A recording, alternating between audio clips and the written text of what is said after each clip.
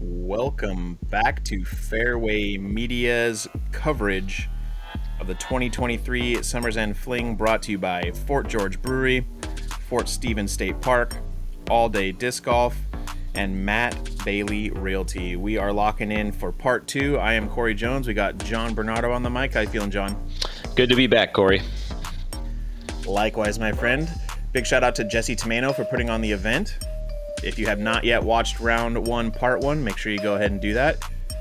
Get yourself caught up, and we're moving in to part 2. On the card, we have Jory Reid, Brent the Bucket Rayburn, John Bernardo, and Zachary Todd.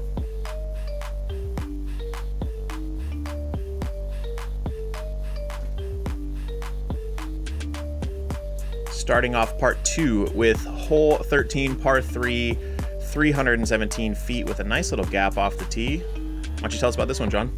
One of my favorite holes on the course. You obviously have the view of the water in the back, and it's just fun to throw off a big hill, like what can I say? But you really want to push your disc straight here, but you have choices. I mean, you can flex a backhand or a forehand, or just throw your traditional straight shot. And yeah, speaking of that view, I know I mentioned it a few times in part 1, but goodness gracious, what a beautiful place to let some discs fly. And that one indeed did some flying. That puts you just outside the circle, looks like, maybe about mid-circle 2. Yeah, a little overturned out of my hand, but it's tough to throw downhill into this kind of wind. And the wind is definitely whipping, as it was during a good portion of part 1. Zach's going to join me. Pretty similar shot there, yeah.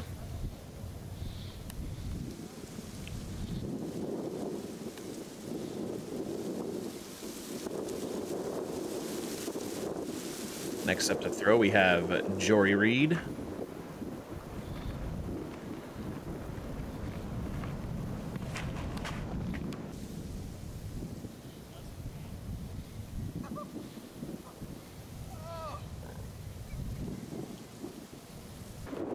Nice straight shot.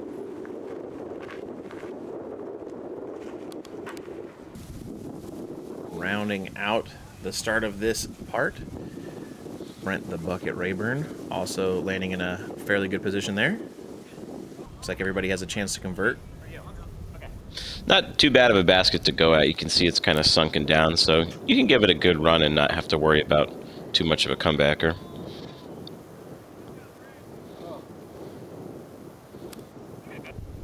Definitely a respectable effort there from Jory, getting it within range to convert the par. Another beautiful voodoo putt from the man himself, John. Felt good. I really tried to reach for the basket and give it a chance to go in. Paint the pole, shake its hand. Write the birdie down and smile your way to the next hole. Yeah, Zach's hype machine was in full effect. Yeah, absolutely amazing energy. Once again, if you haven't watched part 1 of this round, check it out. You'll know why we call Brent the Bucket Rayburn, and you'll know about the energy coming in from Zach. Yes, sir. There it is. Yeah, some good vibes coming around on this card. Felt nice to start scoring. Nice.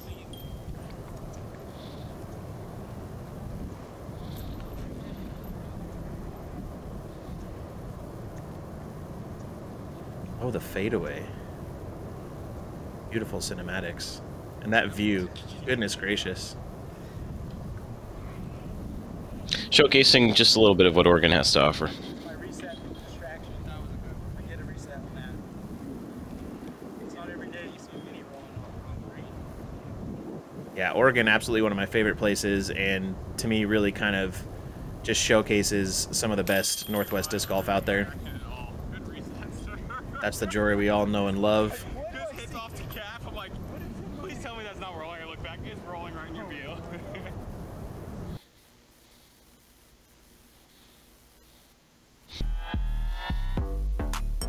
Moving on to hole 14, par 3, 430 feet. Why don't you walk us through this one, John? Yeah, probably the signature hole out here. You get to throw all the way from the top of historic Fort Stevens, and you really just want to throw something straight at this basket. You can hang a forehand out to the left and let it fade back to the right. Backhand's a little trickier with those trees over there. Uh-oh. Looks like you opted for the backhand yourself. Yeah, that was me uh-ohing. I thought I turned it over to a greater degree. It's going to work out okay, but it was not what I envisioned. Yeah, I caught a little bit of the danger you were speaking of with those trees that are on the right-hand side. But seemingly, it fell down with a sizable gap for you to lay up and attack for par. This looks like a straight shooter out of Zach. Maybe actually kind of a late turnover towards the trees. Yeah, good commitment out of his hand. He had the right pace on it.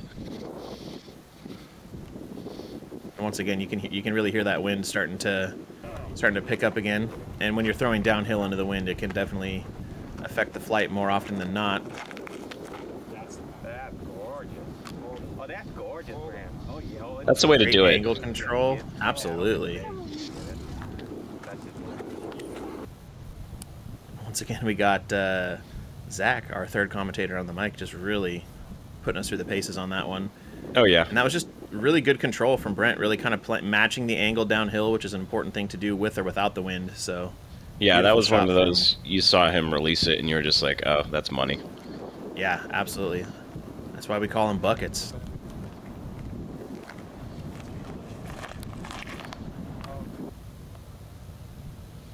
Jory opting to kind of turn it over a little bit, which didn't really hurt him much. It had the chance to play downhill on that angle. Yeah, I like it. The idea of it, if you get the stability of the disc and kind of match it to the wind.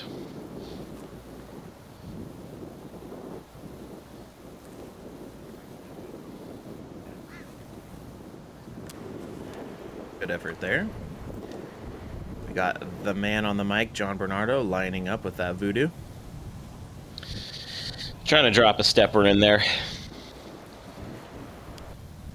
No harm, no foul. Lands right next to the basket there. Zach opting to play it safe, play it smart. Just walk away with a par.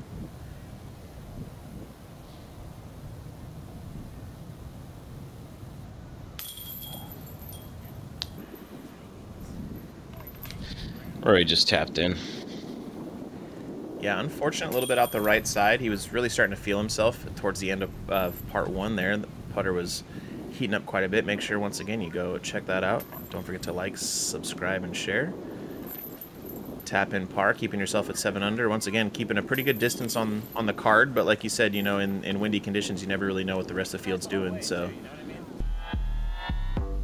All right, here we are, hole 15, par 3, 205. Walk us through this one. Sure. It's a nicely designed hole. Also a seeing spot, as you can see. You have this little backhand overstable approach that you can throw directly up the middle. It's a little to the right of where the drone is flying, and you can split this tree line. Or you can do more of a forehand chip shot. You just kind of throw it up over the top of these trees and let it fade into the green. It's a nicely designed hole, and having thrown off the top of a huge hill, now you're kind of going back to more of a controlled shot. Definitely looks like a protected green. Oh yeah, the drone flight can show you.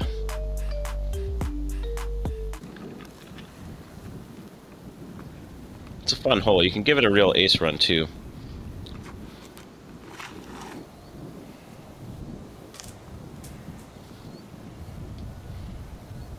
Brent finds his way into the short stuff there. I'm going with that forehand. Kind of have to flex it out to the left and fade it back to the right and get the height right.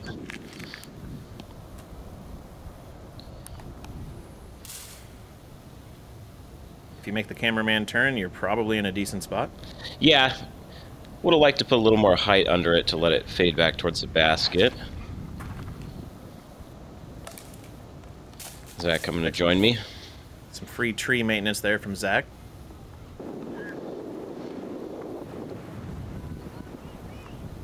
Here we have Jory lining up a backhand. Yeah, if you do it right, you can slide it all the way up through these trees and just be right next to the basket.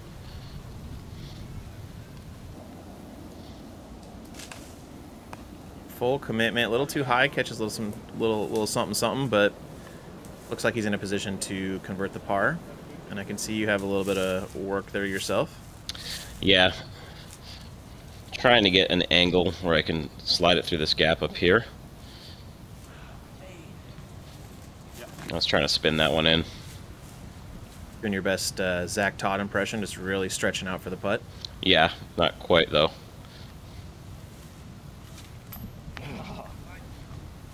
Good bid from Zach, just off the top there, as you can see.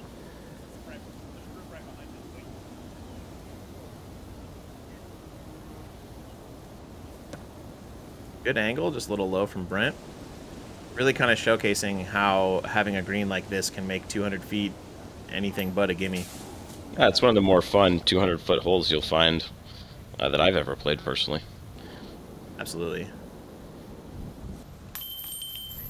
Oh no. A little bit of a struggle on the green here for Jory. He just wants to clean that up and walk away. 100% understandable. Yeah, he's only a Double. fraction off.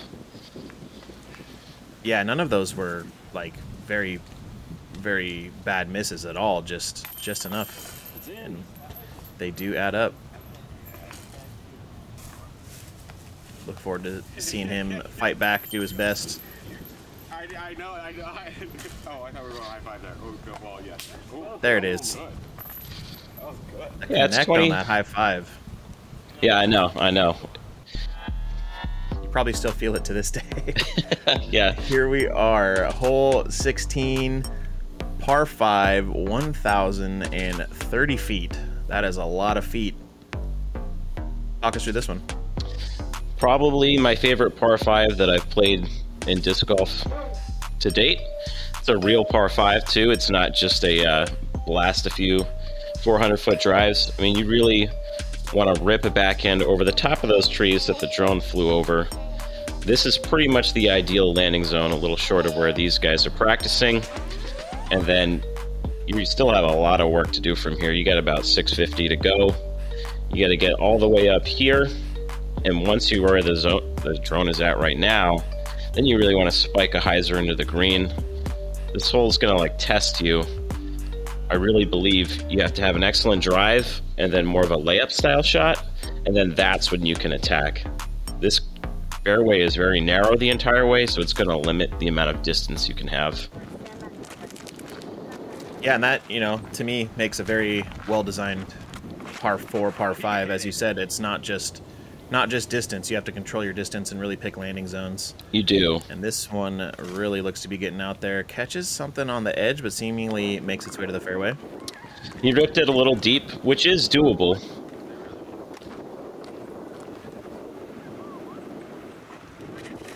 What are you throwing here? This is a destroyer that I turned over. I thought I could trust the stability of it, but I really wanted to prioritize hitting the fairway. I kind of played it a little too safe. This is annihilated. You could really see him getting behind that, and yeah, that is schmoovin'. It's the best drive I've seen, and it even finishes on the left, so you can throw another backhand. Jory laying one out there. Really catching some airtime on that. Yeah, this fairway has a pretty specific landing zone, and I am not in it. Yeah, that looks less than ideal. Pretty much any time you're having to go to a forehand roller to get out of the cabbage, you know you've got some work ahead of you, but this looks like it is tracking to be in a pretty decent position. Yeah, it worked out okay, but forehand roller on a 1,000-foot par 5 is not really your ideal second shot. I can't imagine you practiced it that way. Here we have Brent, little chip shot for placement. And Jory Reid in the weeds. You can see how narrow this fairway is with everybody having to throw these forehand upshot type shots. Absolutely, and you can definitely, as you can see, when it's so lined on either side, you don't want to have to go from left to right, but sometimes it's hard to avoid. Mm-hmm. A little bit low there, but a thankful skip to get you somewhere into the middle. Yeah.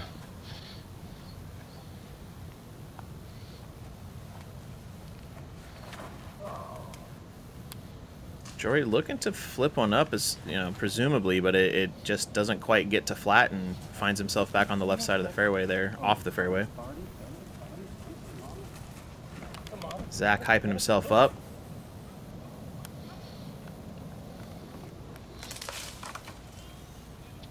And he smashed that. If that faded a little earlier, that was tracking for possibly an eagle. Yeah, so far he is really putting the work down on this hole. We'll have to see how much it got out, if all, on the side there. Looking to hold that angle. Didn't get to quite see it finish there.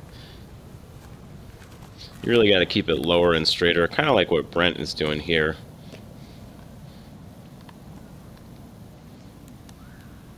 Probably hoping for a little more ground play off that shot from Brent, but I mean he hit the right angle and he's in a good position to keep moving forward with minimal effort there.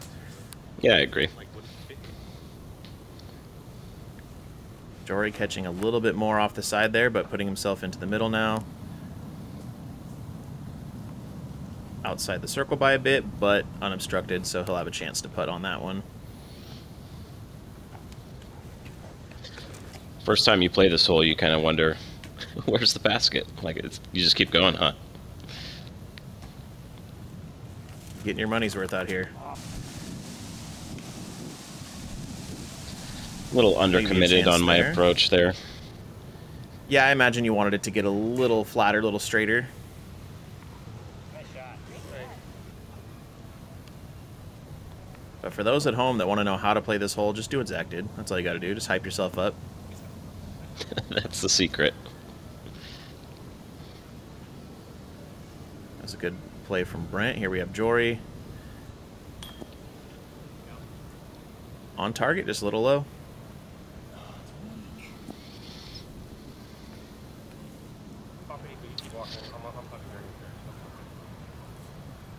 He says, guys, I got to get this out of here. I got to get this out of me. I'm here. I'm ready. Yep. Great birdie.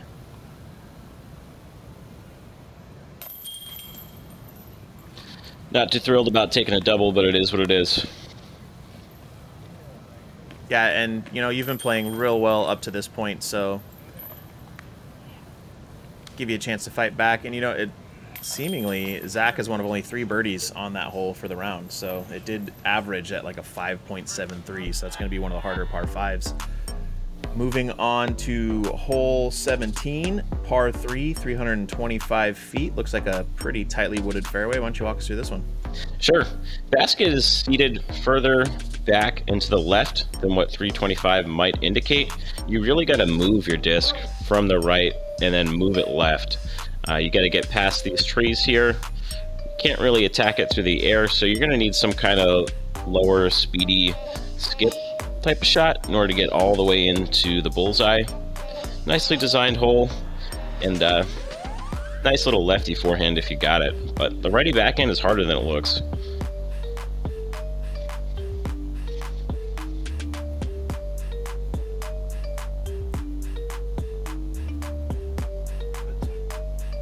It doubled the drone flight, unless this is showing another hole.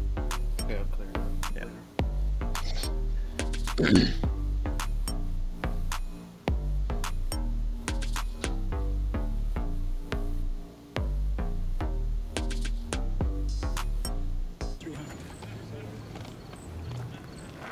After absolutely dissecting that par 5, we have Zach with an unfortunate early release to the left. You can see he's already trying to get the disc up onto a hyzer so he can start fading it right past that tree. Looks like we got the crowd behind you on 17. Is that part of the festival there? Yeah, a lot of people like to hang on that fence line and watch the disc golfers come through. Cool environment there for sure. Is that Star Destroyer you've been throwing? You know it, and just threw it a little too straight. Really trying to get it to leave my hand with a hyzer. Yeah, that one was a laser beam straight, so you're going to be a bit wider right than you hoped. Yeah, you really got to get lower on this hole, but the gap is more open up high. Almost skips it in here for Jory, but wow. The speedy skip play is the way to do it. Camera hunter. You should just get a tally mark going for how many times we've had to have some tuck and rolls from the camera work there. Agreed. Nice chip shot there, though. Yeah, not a whole lot doing there, so just try to make sure it's as close as possible.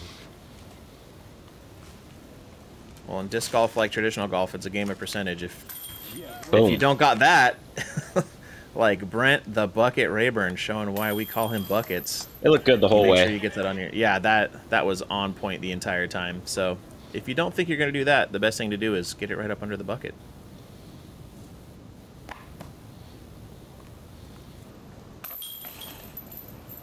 Hard to follow that putt from Brent, though. What a shot. He's climbing his way up the card. Feels good to get a stroke on the card.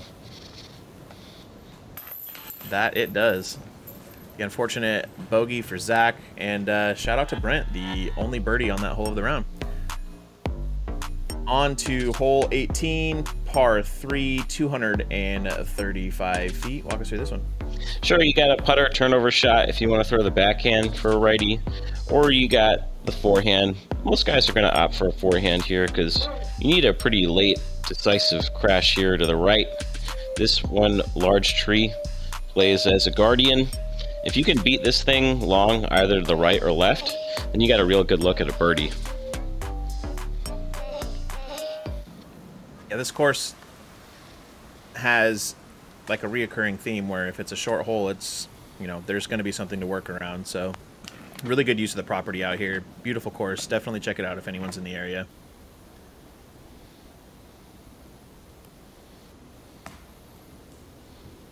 That looks like the play right there. Yeah, and you can't really tell because it's such a steep turn. So I wasn't sure if I was close or I wasn't. That's a common mistake here. You can kind of throw it long without even really trying to. Yeah, a lot of times managing that much of a swing on your angle will kind of cause players to throw more than necessary. That might be a little obstructed, but I was just going to say, we got Zach the Yoga Man Todd here. He's got a 14-foot wingspan between those feet.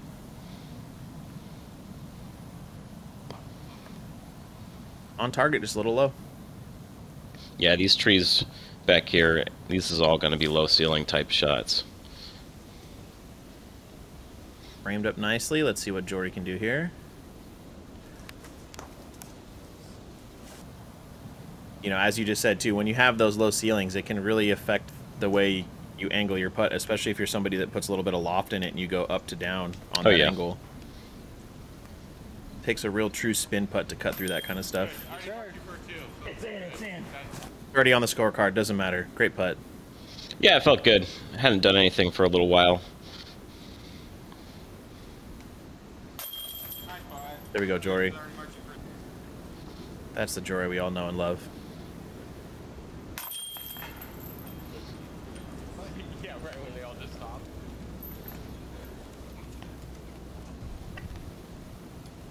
Zach cleaning up here.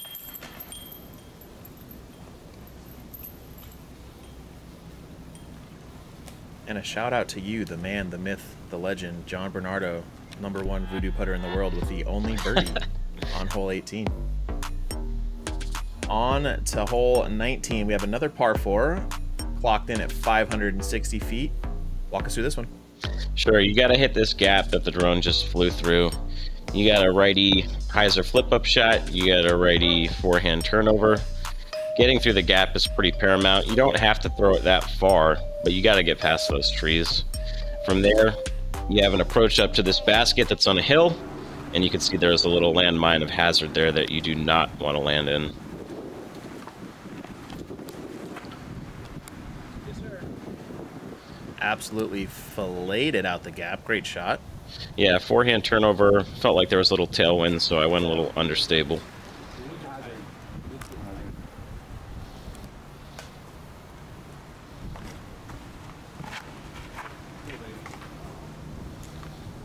Sounds like it might have caught something there from Brent. Kind of hard to see from that angle. You can see how this gap is much more intimidating in person, too.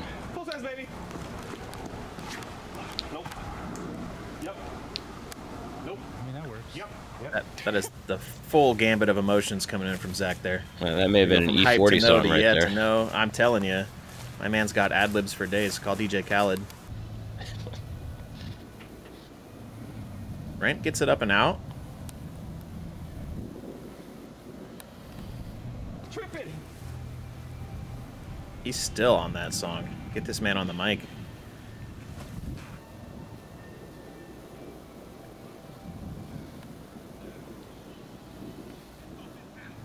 Looks to be shy of the little hazard zone there.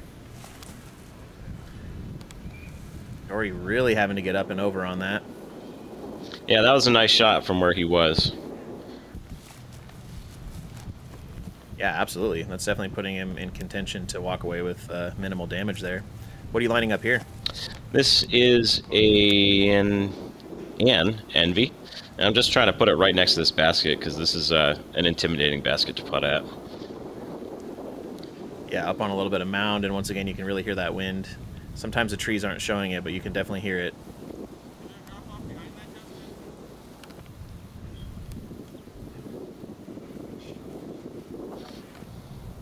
A little layup from Zach there. We got Jory looking to convert after that nice out from where he was. That's an awesome putt. What a putt. Yeah, he's really feeling it towards the latter half of this round. You know, a couple hiccups here and there, but that man's got a putt on him.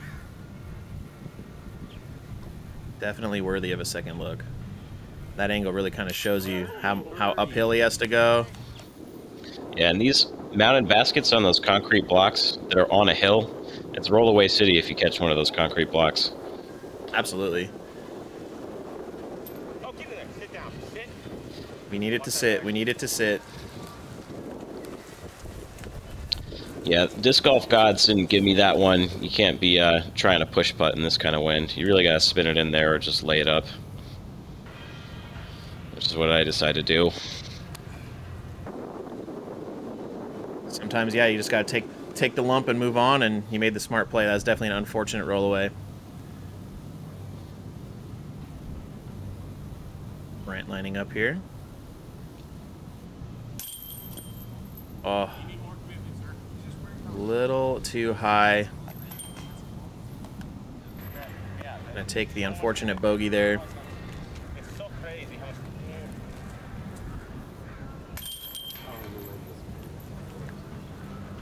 The bag putt rate for Zach through the roof. Hits them all. Another unfortunate bogey for yourself there. Yeah. Shout out to Jory, one of only 2 birdies for the round on that hole as well. Him and Micah Moorhead.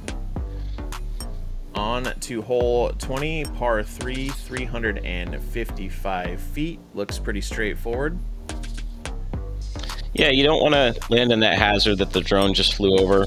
You basically got your choice of what kind of backhand or forehand you want to throw at it. And you just want to place it right next to that concrete block because, again, the wind is ripping out here. Get to throw off the top of that flat hill back there. It's a fun hole.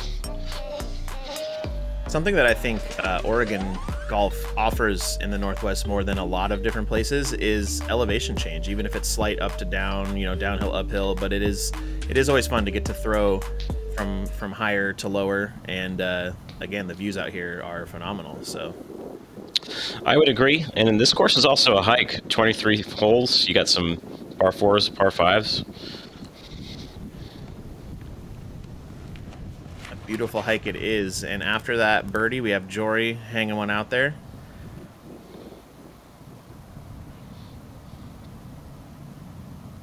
Safe of the hazard, seemingly somewhere in the circle 2 range.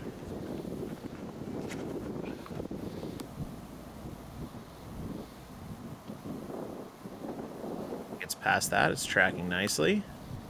It's a nice shot. What are you opting for here? It's a T-bird 3, going forehand. Felt like there was some tailwind, so I didn't want to send it too long, but you don't want to leave it short and land in the hazard.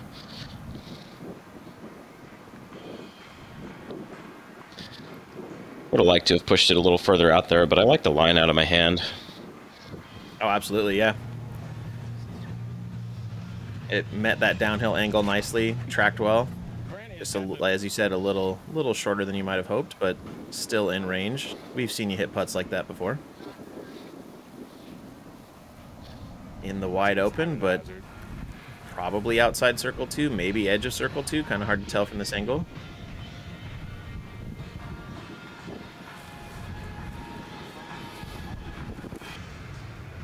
Working our way back towards the concert. I like it.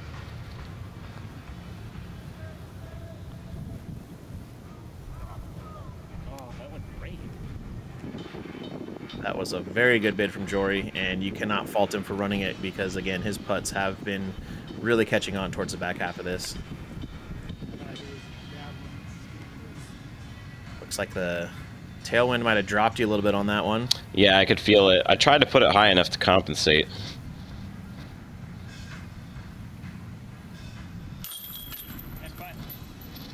There it is. Yeah, and that's something that is hard to do, and it seemingly, like, it's not a very big hill per se, but it did look like you had a little bit of uphill to match with that tailwind, and that can be a hard thing to judge. Lining up the 3. Unfortunate off the front there. I'm curious if Zach plays basketball. Yeah, he's got the form. Yeah. He's got that form down for sure. But you love to see that, you know, even after a mistake like that, laugh it off, smile. And as you said before, and those, again, if you haven't seen part 1, check it out. Amazing energy coming from Zach this whole round. Our third man on the mic.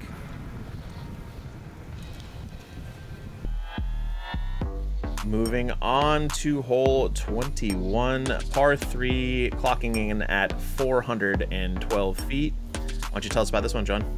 Sure. I think it plays longer than 412. You can see the basket back here. It's in a protected green, so you can't just throw a 400-foot shot and be like, all right, I got a 12-foot putt. Like, you got to throw a 400-foot shot that fades in nicely. You got to keep it straight, and you got to compensate for the wind. Jory looking to do all those things. Looks like it may have flipped up more than he hoped, but it's definitely got room to recorrect, and it's coming out nicely. Yeah, that's not too bad. There's like a little hill in the middle of this hole, so you know you have to throw it over the hill. I think it makes you throw a little more nose up than what you should actually throw.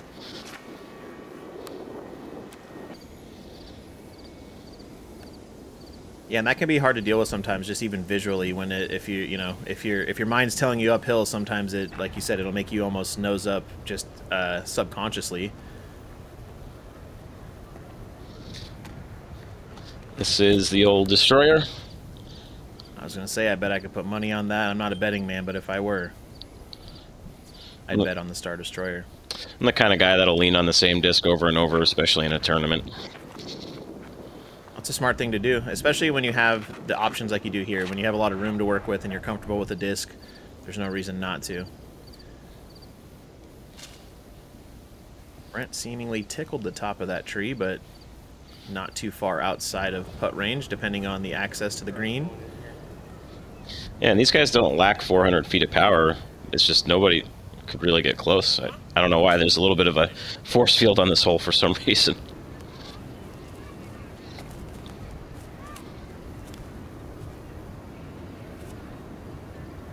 Definitely on what I would say is the wrong side of the trees if you were aiming or, you know, practicing it out, but you navigated that well and have all the opportunity in the world to walk away with a par.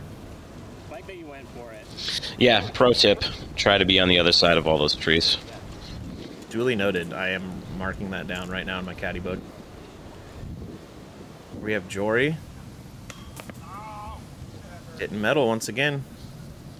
You can run this putt because of all the trees and the natural background that Zach is working with right here. Yeah, I think the biggest trouble that, and you unfortunately had to showcase it for us, but like you said, if you can stay on the other side of that tree wall, like you really do have a pretty confident way to run that putt. Yeah. But clean up the par, no harm, no foul.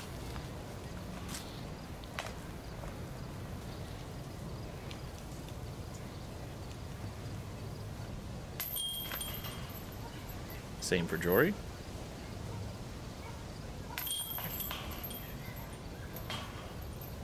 was a good putter. I like it. I said, hey, I'm going to borrow that real quick. Thank you for that. Yeah. Love the vibes. Love the vibes. All right, moving on to hole 22, another par 3. We have it clocked in at exactly 300 feet. Seemingly a little bit to work with off the tee here. How do you like to attack it, John? I like to throw a backhand flex shot, usually with something like a Thunderbird or pure overstable fairway driver. You can throw a hyzer over the top here, steep backhand or a forehand, like a blade type shot. You could maybe flip up a forehand and get through all of this as well. This is a tricky hole, and this basket is mounted, and this is a little bit of a natural hill here. It's a tricky one to putt at. Really nice, fun 300-foot shot. Right up next to the festival as well, so you get some music vibes. You can see there's a horizontal branch here, and you kind of have to make a decision if you want to go over it or under it. Yeah, it's a really neatly kind of framed up fairway. Unfortunately, Jory catches something a little early. And to touch on a point we brought up earlier when you were talking about the over-the-top shot, the wind has been quite a bit of a factor for you guys. So anytime you have to go that high up, you really are exposing your disc to the elements up there. And you definitely opted for the opposite of that, just trying to run it up the gut there. Looks like a pretty good slide, too. Yeah, you get good ground play here. The ground's really dry.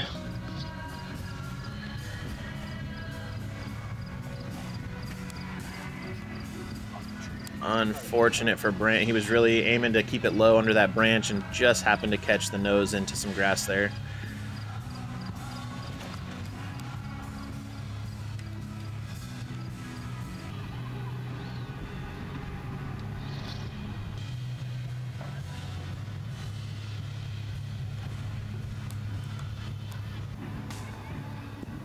That was tracking really well. That was a good little flex shot. And I mean, it's going to give him a chance for par there as well. It was. You can see this hole showing its teeth a little bit. Forehand roller out. Seemingly stopped by that clump there. Actually, a good shot relative to where Jory was. He was pretty buried back there. Oh, 100%. And great upshot.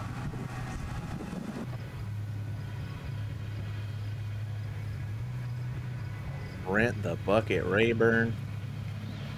Hits it right up behind the basket there.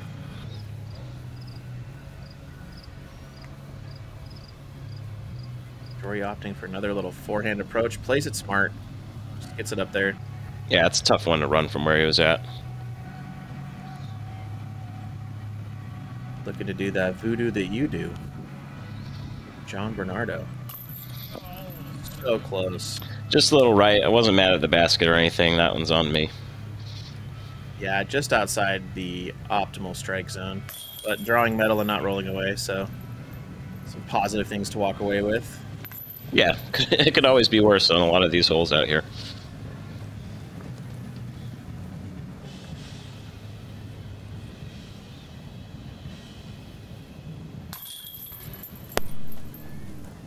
Unfortunate bogey for Brent, but still hanging in there.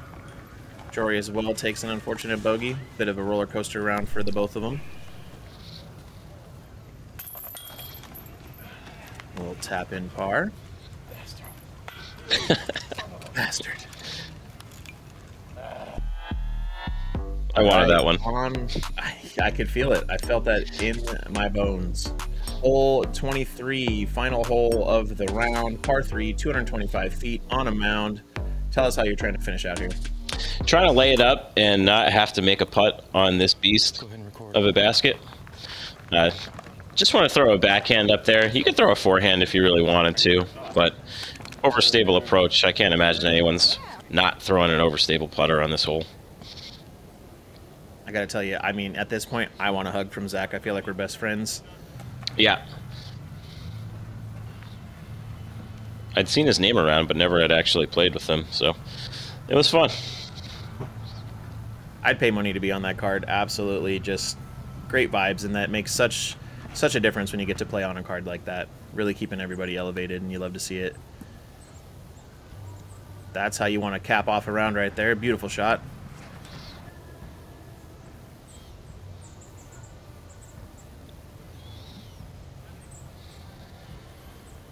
That looks like it'll play well. Kind of hard to tell if it's in or out of the circle due to that slope, but regardless, that was a good effort there.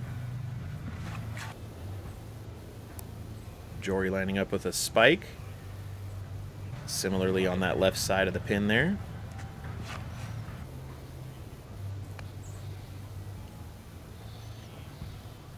And then Brent kind of opting for that low ground play towards the mound there. Yeah, you can skip it and slide it up here if you don't want to throw it long. On line, just a little low, and that's, you know, that can be a scary putt from that angle, seeing how it does drop off back there.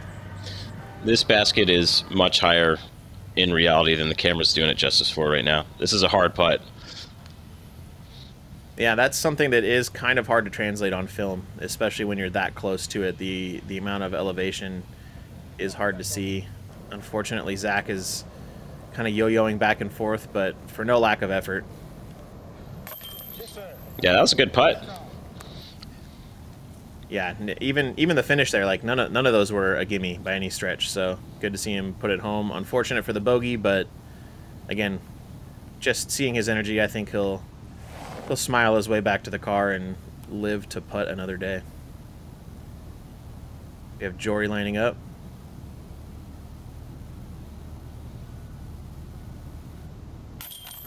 There it is. Good finish, really showcasing how his putter kind of came to life towards the end of the round there.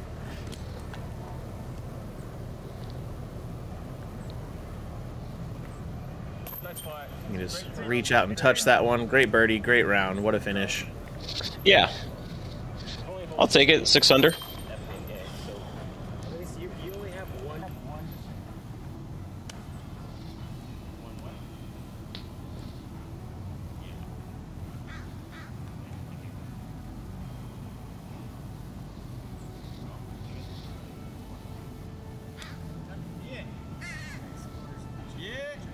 Just really soak it in the moment.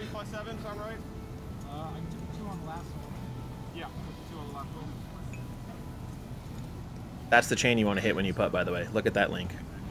It's the only one I ever look at. That makes sense. That's why you're 6 under.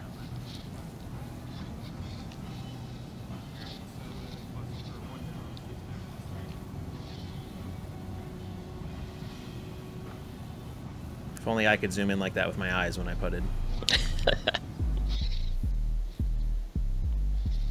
Awesome. Well, you see who we have moving in to the lead card for round 2. We have Sean Martin, Trevor Lofton, Samuel Benson, and once again, the man, John Bernardo. Thank you again, everybody, for tuning in. Once again, watch part 1 if you have not. If you go to fairwaymedia.golf, you might see a few Innova discs for purchase to support the channel. Don't forget to like, subscribe, share. It's been an absolute pleasure having you on the mic for round 1, John. Any parting words? No, just want to thank you and thank all the fans that are watching this, and thank the crew at Fort Stevens for maintaining such a beautiful disc golf park. Absolutely, it has been a pleasure, and once again, thank you everyone that did put it on. Fort George Brewery, Fort Stevens State Park, All Day Disc Golf, and Matt Bailey Realty. Make sure you come back, and we'll see you soon.